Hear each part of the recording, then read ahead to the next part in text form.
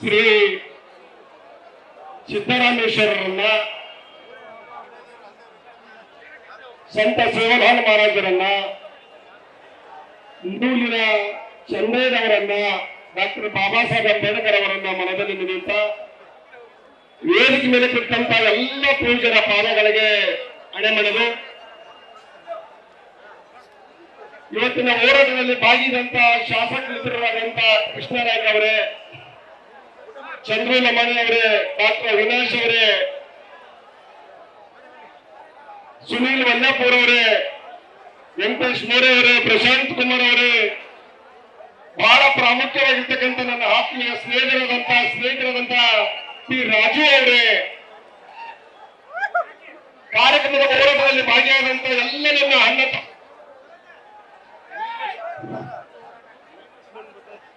ಇವತ್ತು ಹೋರಾಟ ಹೇಗಿದೆ ಅಂದ್ರೆ, ಈ ಹೋರಾಟ 2008ರಿಂದ ಪಿ ರಾಜು ಅವರು, ನಾವು ಇವತ್ತು ಕೊರವ, ಕಳಚ, ಬಂಜಾರ, ಬೋವಿ ಸಮಾಜದ ವತಿಯಿಂದ ಇದು ಯಾವತ್ತು ಜಾರಿ ಆಗಬಾರದು ಅಂತ 2008ರಿಂದ ನಾವು ಹೋರಾಟ ಮಾಡಿಕೊಂಡು ಬಂದಂತವರು. ಇವತ್ತಿನ ಸರ್ಕಾರ ಯಾವ ಮಟ್ಟದಲ್ಲಿ ನಿಂದ್ರಿಸಿದಂದ್ರೆ, ಎಲ್ಲಾ ಸಮಾಜಗಳನ್ನ ಇವತ್ತ ಎಡಗೈ ಸಮಾಜ ಅಂತ ಹೇಳಿ 18 ಜಾತಿಗಳನ್ನು ಸೇರಿಸಿ 34% ಸೇರಿಸಿ ಅದಕ್ಕೆ 6% ಕೊಟ್ಟಿದೆ. ಬಲಗೈ ಸಮುದಾಯ ಅಂತ ಹೇಳಿ 20 ಸಮಾಜಗಳನ್ನು, ಜಾತಿಗಳನ್ನು ಸೇರಿಸಿ, ಒಳ ಪಂಗಡಗಳನ್ನು ಸೇರಿಸಿ 33% ತೋರಿಸಿ ಅದಕ್ಕೂ ಕೂಡ 6% ಕೊಟ್ಟಿದೆ. ಬಂಜಾರ, ಬೋವಿ, ಕೊರವ, ಕೊರಚ ಇನ್ನು ಉಳಿದಂತ 63 ಜಾತಿಗಳನ್ನು ಸೇರಿಸಿ 31% ಸೇರಿಸಿ 5% ಕೊಟ್ಟಿರಲ್ಲ ಸ್ವಾಮಿ. ಇದು ಯಾವ ನ್ಯಾಯ ಸ್ವಾಮಿ ನಿಮ್ಮದು? ಇದು ಯಾವ ನ್ಯಾಯ? ಇದು ನೀವು 50% ಕೊಟ್ಟಿರ್ತಕ್ಕಂಥದ್ದು. ಇವತ್ತ ಏನು ಇದು ಮಾಡೋದ್ರಿಂದ, ಒಳ ಮೀಸಲಾತಿ ಮಾಡೋದ್ರಿಂದ ಬಂಜಾರ, ಬೋವಿ, ಕೊರಚ, ಕೊರವ ಉಳಿದಂತ ಹಲವಾರು ಜಾತಿಗಳನ್ನು ಸೇರಿಸಿ ಇವತ್ತ ಹೋರಾಟಗಳಿರ್ತಕ್ಕಂಥ ಸಮಸ್ಯೆಗಳನ್ನು ತಂದಿದ್ದೀರಲ್ಲ ಸ್ವಾಮಿ. ಸರ್ಕಾರ ನಿಮಗೆ ಇಂಥ ಒಂದು ಪರಿಸ್ಥಿತಿ ಬೇಕಾಗಿತ್ತು ನಿಮಗೆ. ಇವತ್ತಿಗೆ ನಾವು ಮನವಿ ಮಾಡ್ಕೊಂತೀವಿ ಸನ್ಮಾನ್ಯ ಮುಖ್ಯಮಂತ್ರಿಗಳ ಸರ್ಕಾರಕ್ಕೆ, ಇದನ್ನ ಇನ್ನೊಮ್ಮೆ ಏನು ಹೋರಾಟ ಆದೇಶವನ್ನು ಮಾಡಿರಿ, ಒಳ ಮೀಸಲಾತಿ ಆದೇಶ ಮಾಡಿರಿ, ತಕ್ಷಣ ಹಿಂದಕ್ಕೆ ಪರಿಶೀಲನೆ ಮಾಡತಕ್ಕಂಥ ವ್ಯವಸ್ಥೆ ಆಗಬೇಕು. ಸನ್ಮಾನ್ಯ ಮುಖ್ಯಮಂತ್ರಿಗಳು ಇದ್ರ ಬಗ್ಗೆ ಗಮನ ಹರಿಸಬೇಕು. ನಾವು ಈಗಾಗಲೇ ಅಧಿವೇಶನ ನಡೆದಾಗ ಬಹಳಷ್ಟು ಮಂದಿ ಶಾಸಕರುಗಳ ಹೋಗಿ ಮುಂಚಿನ ಮುಖ್ಯಮಂತ್ರಿಗಳಿಗೆ, ಈಗ ನಮ್ಮ ಕೃಷ್ಣ ನಾಯ್ಕ ಹೇಳಿದಂಗೆ ಸುಮಾರು 8-10 ಮಂದಿ ಶಾಸಕರು ಹೋಗಿ ಅಲ್ಲಿರ್ತಕ್ಕಂಥ ಸಮಸ್ಯೆ ಒಂದೇ, ಯಾವ ಕಾರಣಕ್ಕೂ ನೀವು ಆದೇಶ ಮಾಡಕ್ ಹೋಗಬೇಡಿ, ಒಳ ಮೀಸಲಾತಿ ತರಬೇಡ್ರಿ, ಮತ್ತೆ ಅಕಸ್ಮಾತ್ ತಂದಿದ್ದಾದ್ರೆ ಈ ನಮ್ಮ ಸಮಾಜಕ್ಕೆ ಯಾವ ಈ ಬೋವಿ, ಬಂಜಾರ, ಕೊರವ, ಕೊರಚ ಸಮಾಜಕ್ಕೆ ಅನ್ಯಾಯ ಆಗಬಾರ್ದು ಅಂತಕ್ಕಂಥ ಮನವಿಯನ್ನು ಮಾಡ್ಕೊಳ್ತೀವಿ.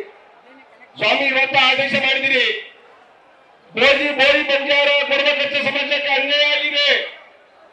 ಏನ್ 63 ಜಾತಿಗಳನ್ನು ಸೇರಿಸಿ, ಜಾತಿಗಳನ್ನು ಸೇರಿಸಿ 5% ಮುಕ್ತೀರಿ. ಇದು ದೊಡ್ಡ ಘೋರ ಅನ್ಯಾಯವನ್ನ ಮಾಡಿರಿ ನಮ್ಮ ಸಮಾಜಗಳಿಗೆ.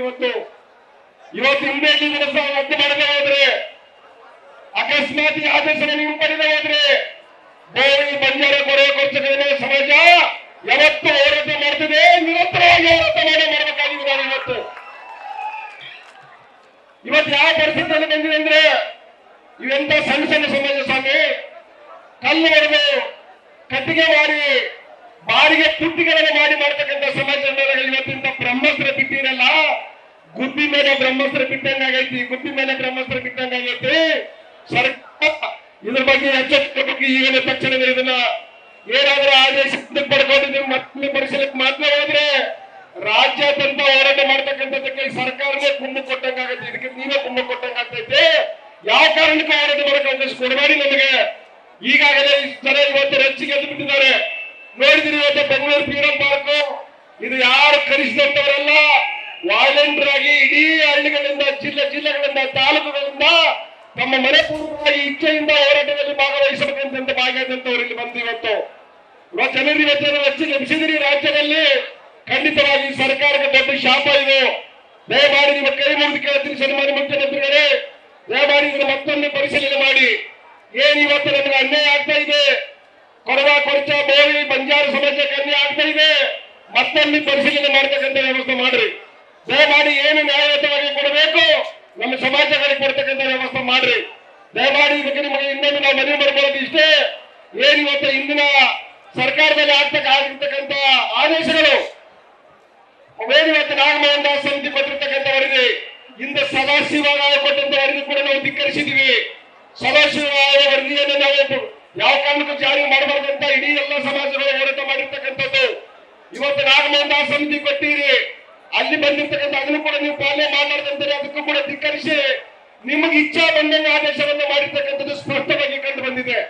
ದಯಮಾಡಿ ನಿಮ್ಮ ಕೈ ಮುಗಿದು ಮನವಿ ಮಾಡ್ಕೊಂತೀನಿ, ಈ ಆದೇಶ ಹಿಂಪಡ್ಕೊಂಡು ಮುಂದಿನ ದಿನಗಳಲ್ಲಿ ಬೋವಿ ಬಂಜಾರ ಕೊರವ ಕೊರಚ ಸಮಾಜಕ್ಕೆ ನ್ಯಾಯ ಕೊಡ್ತಕ್ಕಂಥ ವ್ಯವಸ್ಥೆ ಸರ್ಕಾರ ಮಾಡಬೇಕು ಅಂತಕ್ಕಂಥದ್ದನ್ನ ನಿಮ್ಮೆಲ್ಲರ ಒಂದು ಮನೆ ಪೂರ್ವಕವಾಗಿ ಇವತ್ತು ಏನು ಜಿಲ್ಲೆಗಳಿಂದ ಎಲ್ಲ ಜಿಲ್ಲೆಗಳಿಂದ ಕೂಡಿದಂತ ಬಂಧುಗಳು, ಸಮಾಜದ ಬಂಧುಗಳು, ನೀವತ್ತು ಸೇರಿದಿರಿ, ನಿಮ್ಗೆ ಅಭಿನಂದನೆಗಳನ್ನು ಸಲ್ಲಿಸ್ತೀನಿ ಇವತ್ತು. ಯಾಕಂದ್ರೆ ಈ ಹೋರಾಟವನ್ನು ಮಾಡದೆ ಹೋದ್ರೆ, ನಾವು ಈ ಹೋರಾಟ ಒಕ್ಕಟ್ಟಾಗಿ ಹೋರಾಟ ಮಾಡದೆ ಹೋದ್ರೆ ಮುಂದಿನ ದಿನಗಳಲ್ಲಿ ಸರ್ಕಾರಗಳ ನಮಗೆ ಇವತ್ತು ಕಾರ್ಯ ಆಗಲ್ಲ.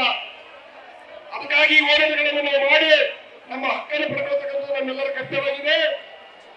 ಮುಂದಿನ ದಿನಗಳಲ್ಲಿ ಏನಿವತ್ತು ಬೋವಿ ಬಂಜಾರ ಕೊರಚ ಕೊರವ ಕೊರಚ ಎಲ್ಲ ಸಮಾಜದವರು ಒಂದಾಗಿ ಹಣ್ಣೊಂಬರಾಗಿ ಇವತ್ತು ಹೋರಾಟ ಮಾಡಿ ಸರ್ಕಾರದ ದಿಶೆ ಮುಖದ ಕೆಲಸ ಖಂಡಿತವಾಗಿ ಮಾಡಕತ್ತೀವಿ.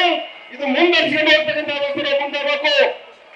ಎಲ್ಲಿವರೆಗೆ ಸಿಗಬೇಕು ಹೋರಾಟ ನಮಗಂದ್ರೆ ನ್ಯಾಯ ಸಿಗೋವರೆಗೆ ನಮ್ಮ ಹೋರಾಟ ಆಗಬೇಕು.